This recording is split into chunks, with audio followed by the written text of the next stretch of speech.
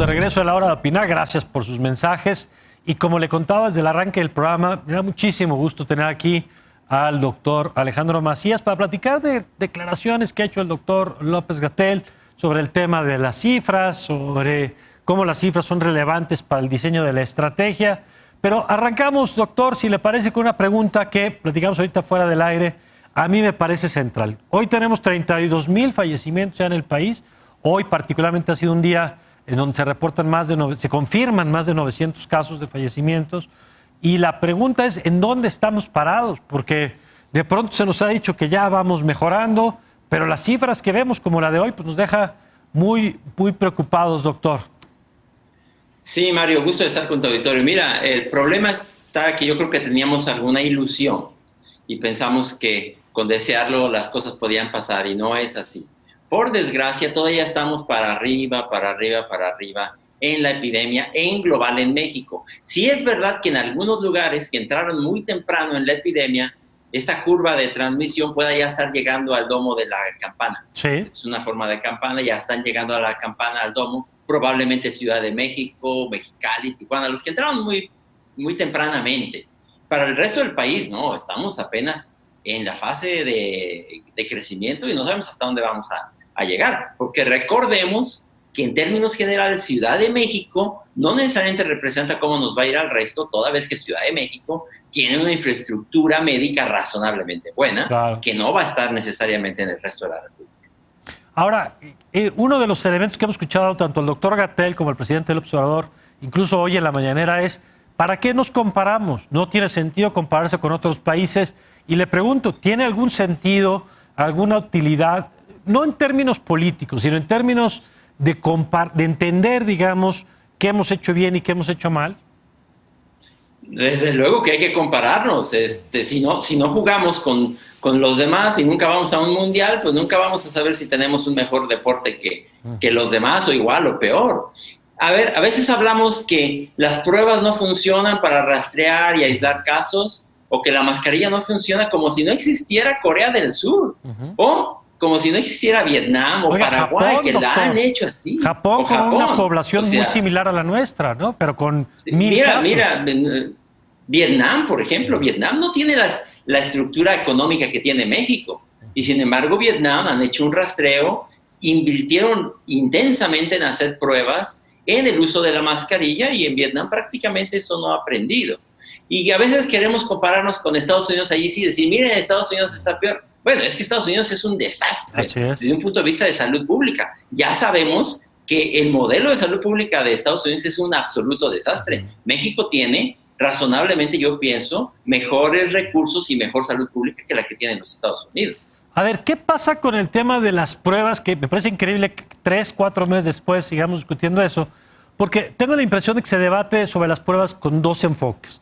El del doctor Gatell, que decía, lo importante era el comportamiento de la pandemia, si subía, si bajaba, y con el modelo que ellos tienen, dice, podíamos tener esas respuestas. Y la otra es las pruebas como medida para identificar, aislar y evitar mayores contagios. ¿Va por ahí la discusión de por qué parece que de pronto hablamos de cosas distintas? Sí, claro. Mira, ahorita, por ejemplo, en León, donde yo estoy, si un paciente me dice, doctor, o me hablan por teléfono, o me mandan a mi WhatsApp, doctor, tengo fiebre y tengo tos, pues ¿qué va a tener? Pues sí hay COVID, yo no necesito una prueba para eso. Evidentemente no se necesita en este momento para eso. Pero, ¿cómo voy a saber yo de esa persona cuáles son sus contactos que puedan tener el virus y a cuáles voy a aislar y a cuáles no? Y eso desde un principio, porque lo que es evidente es que aquí y ahora, pues ya no vamos a hacer Corea del Sur. Ahorita en Corea del Sur 50 es un brote, aquí en México 50 es un día de campo en cualquier ciudad. Es imprescindible la prueba para encontrar. Yo estoy absolutamente de acuerdo que clínicamente ahorita ya no nos sirve de mucho donde hay presencia de la enfermedad, o tampoco se trata de, como dicen, subir el volumen y bajar el volumen de las pruebas. No, las pruebas sirven para encontrar casos y luego buscar a sus contactos y mandarlos a cuarentena. Tendríamos que tener también lugares para mandar a la gente a cuarentena, porque a veces lo mandamos a su casa a cuarentena e infectar a otros 5.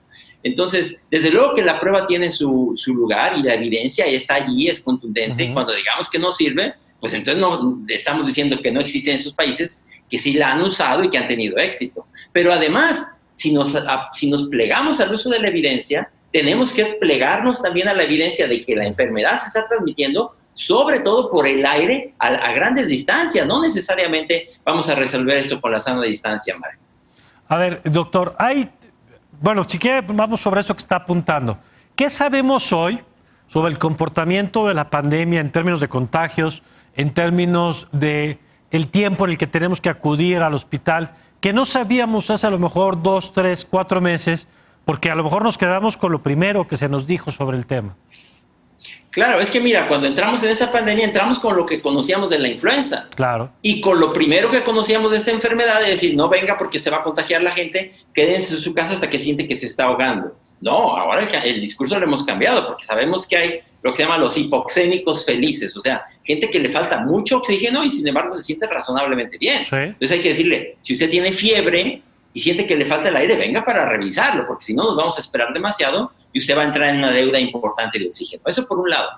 También cuando empezamos, creíamos que esto era nada más básicamente contacto, higienice sus manos, no se toque ojos, nariz o boca, y sana distancia. Ahora sabemos que no, que está bien, hay que seguir haciendo la higiene de manos, no tocarnos la cara, mantener una sana distancia, pero lo que muestra la evidencia contundentemente, sobre todo en los últimos 2 o 3 meses, es que esta enfermedad perfectamente te la pegan a 10 metros, en espacios cerrados, como puede ser un vagón del metro, una oficina cerrada, un banco o la propia casa. Tú sales de tu casa, llevas el virus de un vagón del metro, ahí lo pescaste, a ti no te hace nada porque estás joven, en buenas condiciones, pero en tu casa tienes a tu papá que tiene diabetes, la casa no está ventilada, tú respiras eso, se va al aire, esas gotas no responden a la gravedad, tu papá las puede estar respirando toda la noche y infectas a tu papá. Entonces, aquí la evidencia es contundente. Ese es el mecanismo ahora principal de transmisión de esa enfermedad. Y frente a eso, ¿qué medidas podemos tomar? A ver, evitar atiborramientos. Si la gente no puede porque se tiene que trepar al metro, use una mascarilla.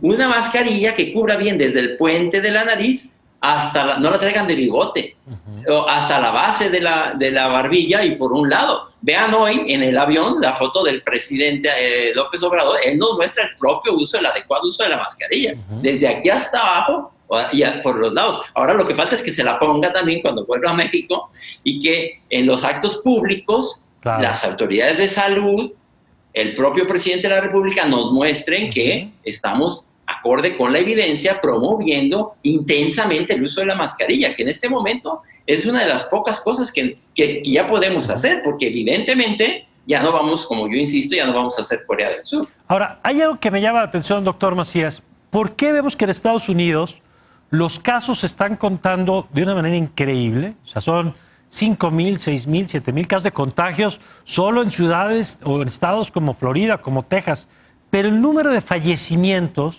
no, tengo la impresión de que no va en la misma proporción. Es decir, tenemos más contagios, pero no más muertes en ese volumen. ¿Por qué? Mira, porque yo creo que simple y sencillamente la estamos subregistrando, Mario. Las muertes que estamos registrando nosotros no van a ser menores al final, las muertes verdaderas, que las que tienen en los Estados Unidos. Somos más o menos la tercera parte de la población que tienen ellos. Estamos teniendo una epidemia de la misma intensidad. Vamos a acabar con la tercera parte de los muertos que tienen ellos, si bien nos va, porque en algunas circunstancias nosotros no tenemos ni siquiera la infraestructura médica para atender a algunos pacientes. Entonces, yo creo que al final vamos a ver que no era tan diferente cuando comparemos, como dijo la propia Autoridad de Salud, contra los casos en los registros civiles, porque los casos registrados que tenían un diagnóstico de ninguna manera corresponden a todos los que hay. Los verdaderos casos pueden ser el doble o el triple. Y cuando comparemos ya las cifras finales, vamos a ver que no eran tan diferentes. En materia de tratamientos, ¿qué es lo que hemos aprendido en el proceso? Hoy somos, me refiero como humanidad, más efectivos en detectar, en aplicar el medicamento, que ya sabemos que no hay cura, ya sabemos que no hay vacuna, pero ¿qué hemos aprendido de ese lado, de ese otro lado de la pandemia? Sí, mira, de una cosita y otra y otra y otra suman y hacen que el paciente tenga ahora un mejor pronóstico. Por ejemplo, ahora sabemos que el oxígeno hay que iniciarlo tempranamente y hay gente que no se da cuenta que tiene hipoxemia, hay que revisarla pronto y hay que ponerle oxígeno. Los pacientes que se encuentran severamente o gravemente enfermos, hay que ponerles anticoagulante desde un principio, porque esto no es la influenza, eso ya también lo entendimos. Claro. No se vigila igual, no se trata igual. Esta es una enfermedad mucho más grave, más letal, es una enfermedad más generalizada, no es nada más una neumonía, es un problema de la coagulación, causa insuficiencia renal, causa otros muchos problemas que no da en esa frecuencia la influenza. Entonces, estamos entendiendo, a ver, le pones oxígeno, lo anticoagulas, si tienes este medicamento se lo pones, le pones un corticoide como dexametasona, le vas sumando cositas. Los que tengan remdesivir, pues le ponen remdesivir, los que no, bueno, tampoco es que por eso se nos vayan a morir todos los pacientes. Y ahora los intensivistas son mucho más, digamos, más duchos en atender a los pacientes en terapia intensiva, porque esto depende. Cuando te pones grave, depende de los intensivistas. Y eso será una de las lecciones de esta pandemia. México necesita más y mejores terapias intensivas como parte de un nuevo contrato social de la seguridad nacional, porque las terapias intensivas son fundamentales para la seguridad nacional y la continuidad de las instituciones. Que eso nos lleva no es nada más gastar un dinero a lo tonto. Claro, que no basta con poner camas y ventiladores, que está bien, pero necesitas el personal que sepa qué hacer, ¿no? Claro, ahora mismo te dicen, es que nada más están ocupadas el 40% de las camas. Sí, nomás que el otro 60% no tiene quien las atienda, ¿verdad? A eso yo lo estoy viendo aquí en León. Pueden dar una cifra oficial de que hay tantas camas, pero lo quieres meter en un hospital y ves que ahorita no hay lugar en ningún hospital. Es más, ya no hay, aunque haya ventiladores, ¿quién va a manejar los ventiladores? No tenemos el personal capacitado suficiente. Eso, vamos a aprender la lección, no es crítica de nadie, ni es culpa de la actual administración. No, pero sí menos. Para adelante. Entonces, ya nos vamos a ver para adelante que tenemos que salir de esta epidemia con una lección o con muchas lecciones. Entre ellas, que los políticos tienen que saber que no podemos seguir teniendo un sistema de salud maltrecho como el que teníamos y que si no, bueno, pues eso que les cueste votos en las casillas de votaciones, ¿verdad? Porque el sistema de salud tiene que estar mucho mejor abastecido, tiene que ser mejor, el personal tiene que tener más acceso a la capacitación. No podemos tener el abandono que tenemos al personal de salud, definitivamente. México no puede ser así, es una vergüenza. De acuerdo. Doctor, ¿dónde le pueden seguir? Yo soy muy fan de usted en redes. ¿Dónde lo pueden seguir para seguir escuchando sobre esto? Sí, ahí estoy en el Twitter, en el Twitter me encuentran como Dr. Macías, en Facebook no sé cómo, pero búsquenle Alejandro Macías. Bueno. En el otro, en Instagram me meto muy poco, a ese no le sé muy bien. Bueno, pues lo seguimos por lo pronto en Twitter y lo buscamos en Facebook. Gracias, doctor. Buenas noches, gusto de estar con su auditorio, Mario. Buenas noches, el doctor Alejandro Macías. Vamos a una pausa y vamos a platicar de otro fenómeno de la pandemia, el económico, con el doctor Miguel Sequel y Pardo, sobre este estudio que estima el impacto de la contracción económica, sobre todo en los jóvenes. De esto platicamos regresando.